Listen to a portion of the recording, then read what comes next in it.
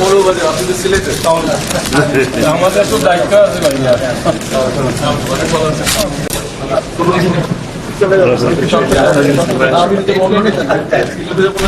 সংসদ নেই আজকে তোমরা এখানে কেন?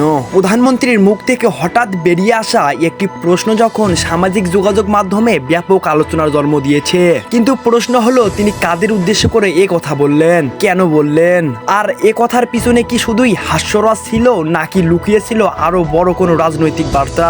আজকের ভিডিওতে আমরা দেখব পুরো ঘটনাটি, জানবো এর প্রেক্ষাপট এবং বিশ্লেষণ করব কেন এই একটি মন্তব্য নিয়ে এত আলোচনা শুরু হয়েছে।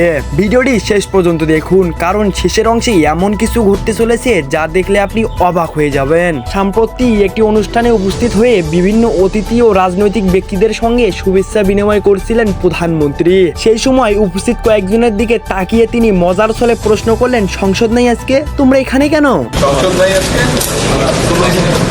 ঘটনাস্থলে উপস্থিত অনেকেই হাসিতে ফেটে পড়েন, কিন্তু মুহূর্তের মধ্যেই ছোট্ট মন্তব্যের ভিডিও ক্লিপ সামাজিক যোগাযোগ মাধ্যমে ছড়িয়ে পড়ে। ফেসবুক, ইউটিউব এবং বিভিন্ন অনলাইন প্ল্যাটফর্মে হাজার হাজার মানুষ ভিডিওটি দেখতে শুরু করেন। অনেকেই বিষয়টি সাধারণ রসিকতা হিসেবে দেখছেন, আবার কেউ এর মধ্যে রাজনৈতিক বার্তা খুঁজে পাওয়ার চেষ্টা করছেন। তবে এখানেই শুরু হয় আসল আলোচনা, কারণ রাজনৈতিক অঙ্গনে যে কোনো বক্তব্য, বিশেষ করে প্রধানমন্ত্রীর বক্তব্য, সাধারণ মানুষের কাছে বিশেষ গুরুত্ব বহন করে।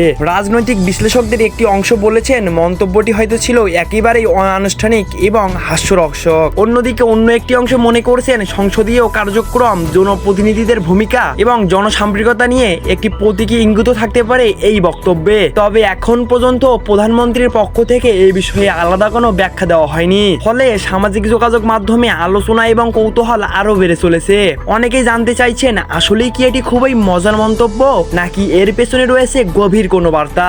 বাংলাদেশের রাজনৈতিক বাস্তবতায় নেতাদের ছোট ছোট মন্তব্য অনেক বড় বড় আলোচনার বিষয় হয়ে দাঁড়ায়, কারণ জনগণ শুধু কথাই শোনে না, বরং সেই কথার অন্তর্নিহিত অর্থ খুঁজে বের করার চেষ্টা করে।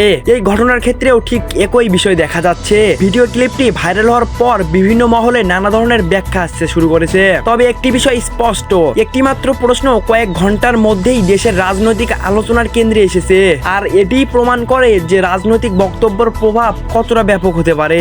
এখন প্রশ্ন আপনার কাছে প্রধানমন্ত্রীর এই বক্তব্য কি শুধুই হাস্যরস ছিল এমনটা মনে হয়, নাকি এর পেছনে কোনো রাজনৈতিক বার্তা ছিল? আপনার মতামত কমেন্টে জানান। ভিডিওটি ভালো লাগলে লাইক দিন, বন্ধুদের সঙ্গে শেয়ার করুন, আর দেশের সর্বশেষ রাজনৈতিক খবর, বিশ্লেষণ এবং গুরুত্বপূর্ণ আপডেট সবার আগে পেতে এখনই চ্যানেলটি সাবস্ক্রাইব করুন, কারণ আগামী ভিডিওতে আমরা তুলে আনবো এই ঘটনা আরো বিস্তৃত প্রেক্ষাপট ও রাজনৈতিক মহলের প্রতিক্রিয়া।